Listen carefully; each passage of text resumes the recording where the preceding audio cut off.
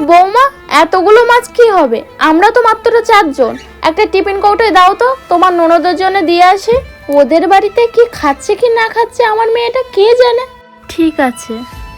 বৃষ্টি, দেখো তোমার জন্য কি নিয়ে এসেছি। ভুট্টা, এটা তো আমার খুব ফেভারিট। বৌমা, তোমার ননদও না ভুট্টা খেতে খুব পছন্দ করে। ওই দুটো আমাকে দাও তো, তোমার ননদকে দিয়ে আসি। ছেলে তো আবার আনবে, তখন তুমি খেও। বৌমা, দুপুরে খাওয়ার পরে তো অনেকটাই খাসির মাংস ছিল, এখন এতটা কমে গেল কি করে? মা, আজ তো আমি বাপের বাড়িতে যাচ্ছি। ভাই খাসির মাংস খেতে খুব পছন্দ করে, তাই ওর জন্য একটু নিয়েছি। তোমার কি অভ্যাস, যা কিছু হবে সব বাপের বাড়ি নিয়ে তুলতে হবে?